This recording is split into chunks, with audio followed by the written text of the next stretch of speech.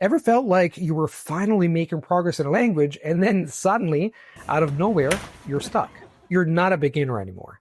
You've got the basics down. You can understand things. You can say things, but suddenly you're not improving. You've hit a wall. Like you thought you were past the hard part, but everything starts feeling repetitive, frustrating, and flat. Yep, that moment hits everyone, and it's called the intermediate plateau. And this plateau can totally kill your motivation if you do not know how to get out of it. If you're new here, I'm Luca Lampariello, a language coach, entrepreneur, and someone who's been learning and maintaining 14 languages over the last 34 years. And I can tell you from experience, the intermediate plateau will happen no matter how much experience you have and no matter the language. It happened to each and every foreign language I have learned. However, there is light out of the tunnel. That's why I'm excited to share this new video by Till Musov, founder of Linguia, where he unpacks why this plateau happens and, more importantly, what to do when you're stuck there. It's practical, it's motivating, and it just might be the shift you need right now. Before we dive in, if you're stuck in the plateau and wondering how to get unstuck, don't miss my free guide, The Plateau Breakthrough Blueprint. It's free, concise, and packed with info. It's a simple but powerful strategy map to help you move from stalled to fluent. And inside, you will find some very cool and practical stuff you're going to love. Grab it via the pinned comment or in the description box below. All right. Let's get started. Have you ever noticed how the first few months of learning a new language can feel incredibly rewarding and motivating? You're constantly picking up new words, you're understanding more from the context you get, and maybe even starting to speak. And then something changes. Progress seems to slow down. Welcome to the intermediate plateau. It's that awkward place where you're not a beginner anymore, but you definitely wouldn't call yourself fluent either. Or maybe you're somewhat like me. A2 when sober, C1 when drunk. In this video, we'll look at why this plateau even happens, why it's completely natural and even dictated by Zipf's law, and what strategies you can apply to break through it. Because you absolutely can. This is a very interesting concept of the intermediate plateau, and it is something that really happens, and I would go so far as to say that it doesn't happen only once, it can happen multiple times. In particular, I have identified two main points where people normally get stuck. And this is between A2 and D1. So let's say between upper beginner and low intermediate level, and between B2 and C1. So between the zone where you're fluent, but then you want to get up there and reach the upper echelons of language learning. And for those who don't know, these labels, A1, B2, C1, C2, are related to the Common European Framework of Languages.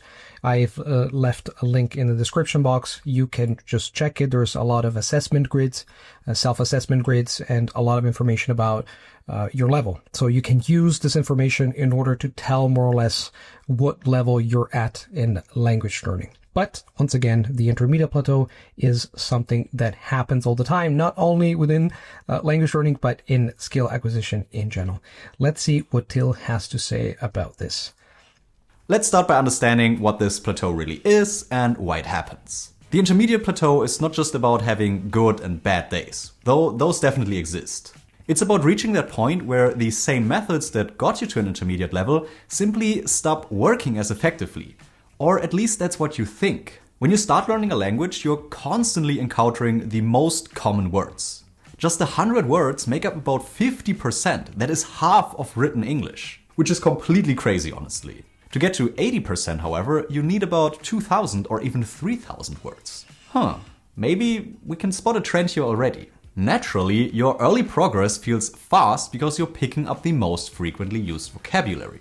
And you see or hear these words absolutely everywhere. That's why they become very easily rememberable. There is an interesting concept called Zipf's law that tells us what is happening here.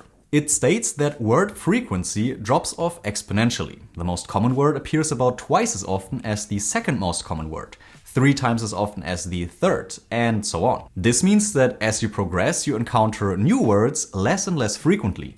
And since you encounter these words less frequently, they also become harder to remember. That's absolutely true. And in particular, there is a book that is called How to Learn Vocabulary in a Foreign Language by Paul Nation, who's a leading figure in this kind of studies, research into how the human brain learns vocabulary in foreign languages. And it's interesting to know that the Zipf's law, in combination with the fact that the brain needs at least 6 10, 12 meaningful encounters within across a wide range of different contexts, it only shows that the problem of getting into the upper echelons of language learning becomes more and more difficult. As of now, for example, I think I have a B2, a solid B2 in Polish, and I started reading or trying to read extensively, try to do extensive reading with novels and nonfiction, and there's a lot of words I do not know on every single page. That goes to show that I've ventured into, unknown territory. That's a little bit of uncharted territory when it comes to vocabulary. And that's a good thing, but it's also a struggle because once again, I'm doing something out of my comfort zone and I have to find ways to make it not too uncomfortable.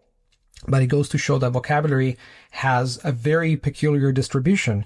You can speak a language relatively well. For example, if you can have daily conversations, you use 2,000 or 3,000 words of the most frequent words, as Till is talking about here. But when it comes to reading books and doing other things, it's way more difficult because these words do not appear that often. The words that you find in certain novels and in books. Because if the word is not used as much, it ultimately means that you maybe take too much time until you see it again, so that you struggle with remembering it. You maybe already forgot it. It's like diminishing returns applied to language learning.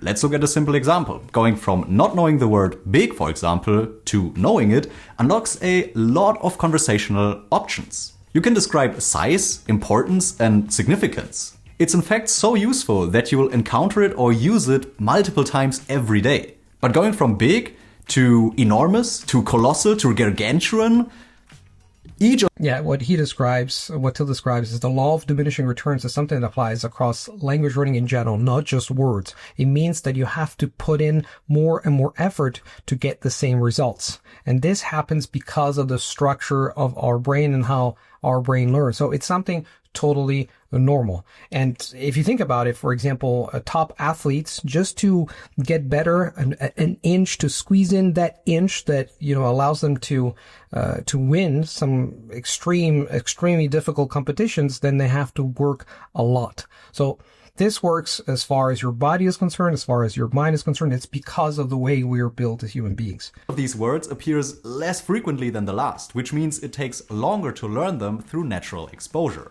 And this is exactly why so many people feel stuck at this, let's say, B1 level. You've mastered the basics and you can handle everyday situations, but going beyond that becomes more and more challenging. And not because you're doing anything wrong, it's just that's literally how language works. So a lack of vocabulary might be your biggest weakness, limited passive vocabulary in listening and reading, and even more limited active one for writing and speaking. Additionally, your grammar is probably not rock solid. Talking about the present is comfortable, but about the past and maybe the future, not so much, depending on your language. Especially if there are like 10 tenses to choose from. This stage can feel very different for different people and also different languages. Some of you may find the early stages of new languages daunting, but then really get going with immersion after mastering the basics. Others feel excitement for the early challenge, but then get frustrated when progress slows down at the intermediate level. That's exactly right.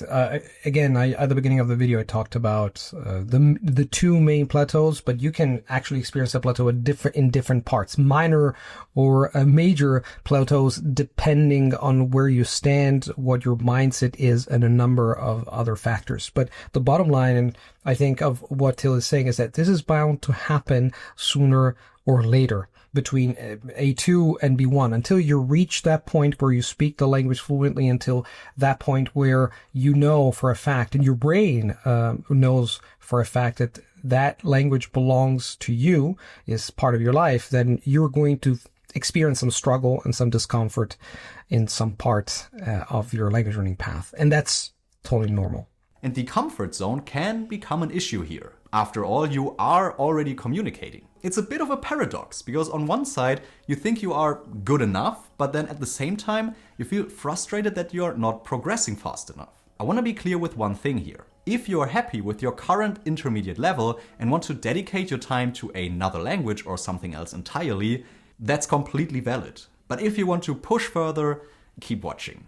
So there's an important point to touch upon here, to talk about, and that is the fact that according to my experience, this has been my humble experience over the last 34 years, if you reach a B2 level, so we're still using this label as a reference of the Common European Framework for Languages, if you reach a level where you know for a fact that the language is yours, that you use it all the time, that it's part of you, then it's really difficult for that language to shrink to oblivion.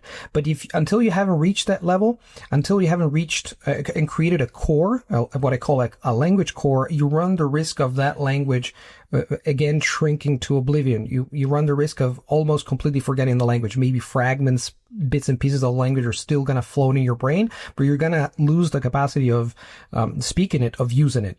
And also your listening comprehension, strangely enough, gets impacted. Well, if you reach a higher level, then that doesn't happen, at least for the listening comprehension. Of course, your speaking skills can get rusty. But the bottom line is that if, like me, you think that when you start learning a language, it's for life, it's something you want to use, it's something you want to improve your life, through which you want to improve your life, through which you want to make your life richer, then my simple piece of advice is you've gotten half. You've gotten half of the way. Why don't you move and reach that peak, and then you can enjoy the landscape.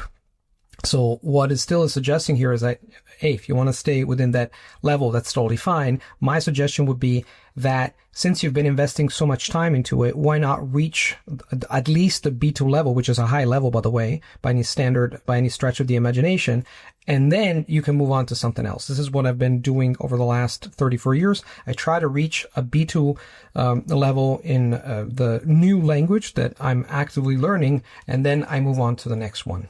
First things first, let's talk about mindset, which may just be the most important factor after all. Yes. Mindset is important, absolutely, all the time. And by the way, before we continue, I just wanted to say that Susan Kruger is a psychologist. She talks about the triangle of success, and mindset is one of the main components. So mindset, skill set, and organization are the three factors that really lead to success. If you have a great mindset, if you adopt efficient strategies, learning strategies, and you get organized in terms of time, energy, and focus, then bingo, you can acquire any skill that you want. There are strategies you can apply that I would specifically suggest for this stage, but as long as you are exposing yourself to the language and consistently look positive towards this process, you will improve no matter what, even if you don't feel like it. I believe that the intermediate plateau has nothing to do with your talent. And like I said, it's natural and even necessary.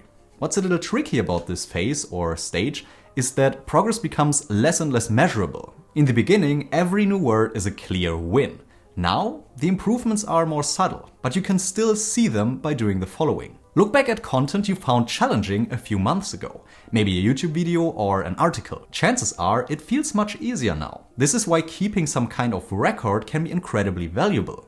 You could be writing in your target language in your diary or in some kind of other daily journaling. When you flip back these pages after a while, these snapshots will help you see how far you've actually come. It also helps you to focus on effort instead of results. So before we talk about the effort and the result, I just wanted to stress the fact that this is so important. With the students of my academy and also my private coaching students, what we do is we find creative ways to measure or to feel progress. Because when we talk about measure, when we think about the word measure, we think in terms of numbers. But the reality is you can't really put a number to your skills. Although you can put a number to the amount of time that you put to develop that skill. And a trick that we adopt is normally to have to decide whether it's going to happen in a month span or 3 months, is to go back and think about and take any piece of content that you've gone through. And you can do this when it comes to reading, listening, speaking, and writing, and take a look at how you're going to fare now compared with 1 month ago or 2 months ago or 3 months ago. For example, you maybe went through a podcast for the first time 3 months ago, and now you want to see how you fare when you just listen to it. Or maybe a month ago. Again, you have to tweak things depending on how you want to do things. And you will realize that you have actually improved. If you put in the time every day as Till was saying, if you enjoy the process and you do something every day, you expose yourself to the language in meaningful ways, your mind, your brain will pick up the language. Your skills will get better in terms of listening, speaking, writing, etc. So you can design creative ways to do some checks, some auto checks. And the best way to do that is to actually compare the skills you have now with skills you had 1, 2, or 3 months ago by redoing certain things. Again, you can do it across all your language skills, writing, speaking, etc. And you can design this. You can put it into your calendar if you want to self-motivate. And the other point is keeping a journal is a powerful way of seeing your progress. In particular, I have, for example, a journal for each and every language I learn actively, at least for the first 2 years, where I meticulously write down not only what I do every day, but also the reflections that go with it. Oh, I've done this, some eureka moments of I've managed to do this, or I tried this tool and it worked incredibly well. I discover new things. And then you go back and you realize how much actually ground you've covered with time. So writing things down or putting them into your computer in a Google Doc and being able to see them, it's a form of self-reflection, and it's also a powerful form of, I've just telling yourself I've covered a lot of ground. While results are less measurable at this stage, your effort is not. You can very easily track how many minutes you spend listening, watching, and reading in your target language, or how many flashcards you're reviewing if that's your thing. By the way, both of these tips. And there's another very important point. Till is talking about the power of systems. Systems, habits, are much more powerful than just focusing on goals. If you focus on goals and results, you're constantly thinking of when you're going to get there, like Donkey in Trek 2. When am I going to get there? When Trek and Fiona and Donkey go to far, far away. But you don't want to be like Donkey. You want to be like someone who's just maybe like Donkey, or the better version of Donkey, enjoying the countryside, enjoying the view, right? While going far, far away. So the bottom line is that if you focus on systems and habits, if instead of telling yourself, when am I going to get there? When am I going to get fluent? You ask yourself a more powerful question, such as, what do I have to do every day in order to get fluent? The perspective shifts completely. It's about systems and it's about habits, and it's about enjoying what you do every day. Are core features I built into Langia. That's kind of the cool thing when you can program and just build your own ideal language learning app. Langia tracks your time and activity through actual word exposure and shows you familiarity levels as well as how many new and reinforcing words you've been exposed to. Because at this stage, it's more about consistency and habits rather than immediate results. That's exactly right. It's consistency and habits. And let me tell you that, and since he's a good language learner who knows the intricacies and nuts and bolts of language acquisition, and also he's a great software developer. He's packaged everything into Langia, which is a great tool. Again, I've been working with Till. I have an affiliate program, an affiliate link. You can check Langia in the description box. It's great stuff. Give it a try if you like it. Actually, I'm pretty sure you're gonna love it. And let's see what else Till has to say. I also just released a new feature that I'm particularly excited about. It came to me in a dream, actually. It's a daily writing system that gives you topics or questions to write about, but with a twist. You can just write freely using whatever vocabulary you know. And when you get stuck, just throw in words from your native language. The AI will then give you immediate feedback on how to express those parts better in your target language. And if you want to, you can immediately create flashcards from these suggestions super easily.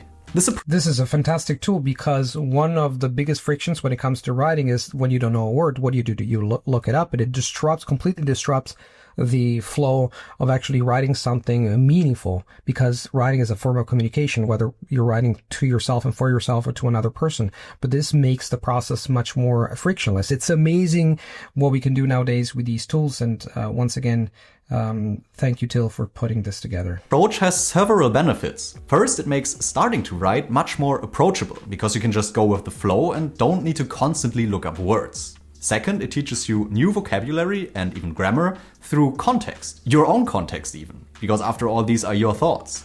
Third, it helps you to turn your passive vocabulary into active vocabulary by producing output. And finally, like I mentioned before, you can look back at what you wrote weeks or months ago and actually see your improvement. So pretty neat, I think. Yeah, this is the proverbial killing 3 birds with 1 stone, and not 2. But whether you use Lingia or not, the key is that you just keep going. So pick whatever lets you enjoy the process. Let's talk about some more practical strategies to get you over this plateau. Changing the kind of input you receive can help a lot. You need to start pushing yourself into somewhat unknown territory. I'll give you a few examples. For a month or so, I went through an obsessive Stardew Valley phase. Not only did I play it in Spanish, but I also watched this Argentinian Let's Player who was definitely above my level at the time. But because I was so interested in the content, I just stuck with it. And eventually I started understanding more and more of her slang and got used to her pronunciation and tempo rather quickly. So you gotta just embrace this ambiguity. You don't have to understand everything at first. There's two important things here. The first one is the fact that consuming content you like, when you consume content you like, you start focusing on enjoying the content rather than focusing on the fact whether you're improving or not. There's countless of examples, for example, of people who started playing video games. In particular, one example comes to mind.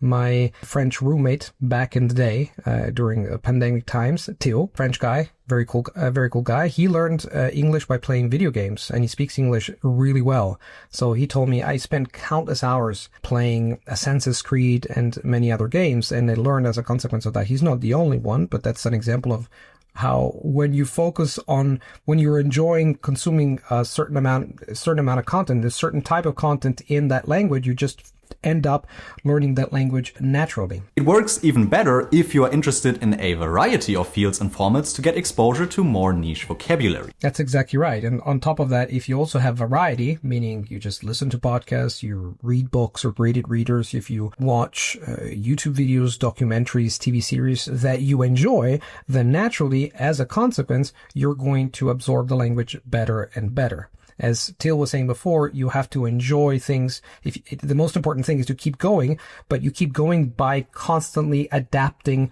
your learning and constantly finding things that you find meaningful. And going back to another passage, to the previous passage, it's also important to scale up the content. So if, for example, as a beginner, you've done a number of podcasts, or maybe you've been using a language learning resource for beginners for a while, then you might want to scale it up. You might want to find another language learning resource that is slightly more challenging, because if you don't challenge yourself, you're not going to learn. I remember one passage from Danko. Danko is an author, an entrepreneur. He said, we learn through struggle, which is very true. We don't learn a language through memorization. We learn through struggle. So, but we want that struggle not to be dramatic. We want that to be a constant struggle, but it has to be acceptable, and we will keep learning. Maybe it's sports commentary, tech reviews, or cooking shows. Whatever gets you excited enough to push through that initial difficulty. I also picked up new vocabulary like rebote and tiro libre from watching NBA broadcasts in Spanish. Heck, This reminds me of Amir, a Kazakh polyglot who speaks wonderful Spanish and many other languages. And he told me that he learned Spanish by watching interviews from Real Madrid players, soccer. So that's another example of consuming content that you like and learning a language or absorbing a language as a consequence of that. You can even try listening to content at higher speeds. Put it on 1.5 and challenge yourself. You'll get exposed to more words in the same time, and also get used to the Chilean speech rates.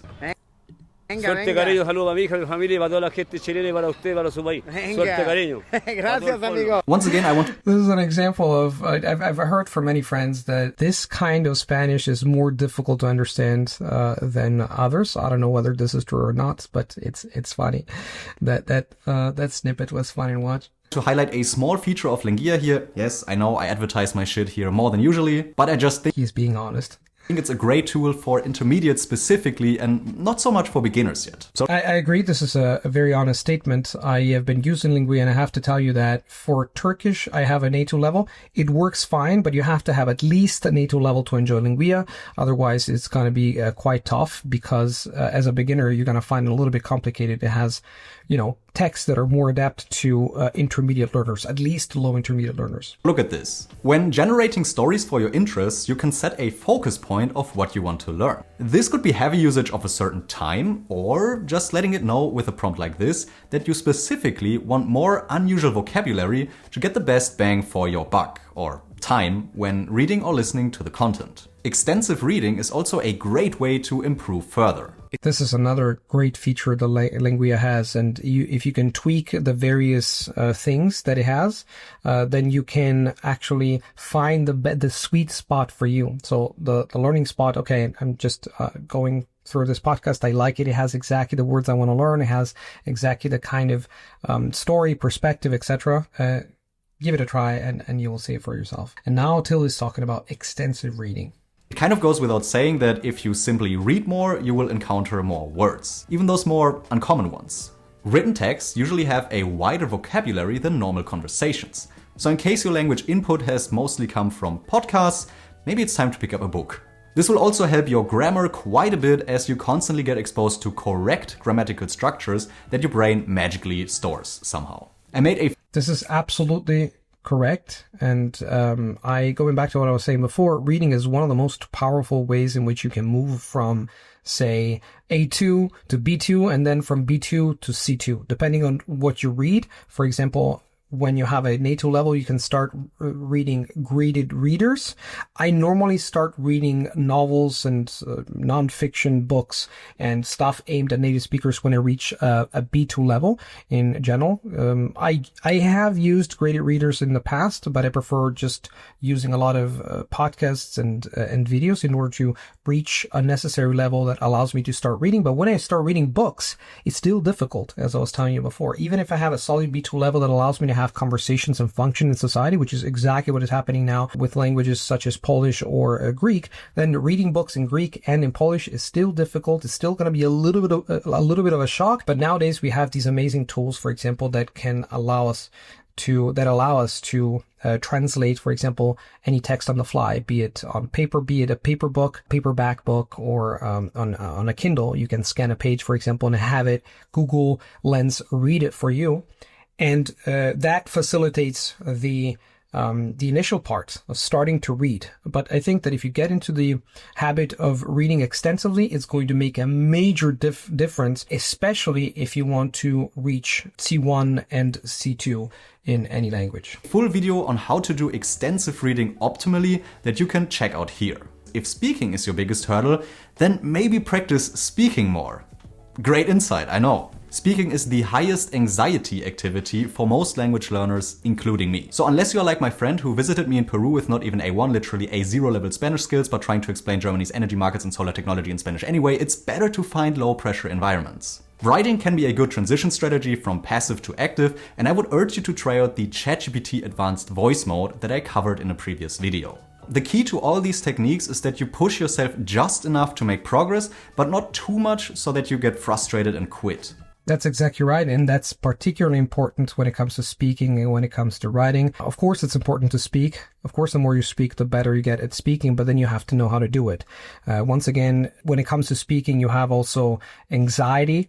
You have also other psychological factors. You have to find yourself in the optimal situation. And of course, you have to get out of your comfort zone in order to improve. So just an example of that, of how I do things. If I have a B1 level, I prefer speaking with a tutor or even with AI. In particular, I use Lingua, which allows me to navigate the situation and operate within a safe environment. Still difficult, but I get out of my comfort zone. I try to say things I cannot say in ways in which I normally don't say these things.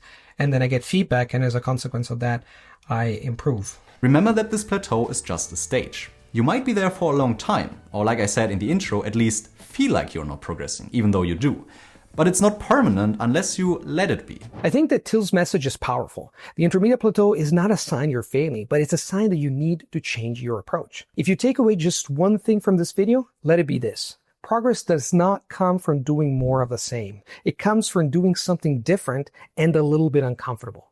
Challenge yourself, get feedback, critically review the way you learn and adapt it to your evolving skills on the fly. Tackle your weak spots, shake up your routine, because once you break out of that static comfort zone, that is when real fluency starts to grow. And if Till's message hit home for you, here's what I recommend next. First, grab my free guide, The Plateau Breakthrough Blueprint. It's your personalized game plan to reboot your learning and get past that frustrating stuck feeling. Just click on the pinned comment or the link in the description box and start turning plateaus into progress. Also, if you're curious about Linguia, the platform Till created, I highly recommend giving it a shot and giving it a try. It has all the good features he describes in the video and more. I'm currently using it with Turkish and it is definitely a game changer. In fact, Linguia is so good that I decided to collaborate with Till. Affiliate link in the description box. Finally, if you like this video, check out my other reactions to Till's content. One is about why you understand your target language but can't speak it, and another one is all about how to read more effectively in a foreign language. You can find them here. Thanks so much for watching, and as always, happy language learning, and I will see you in the next video.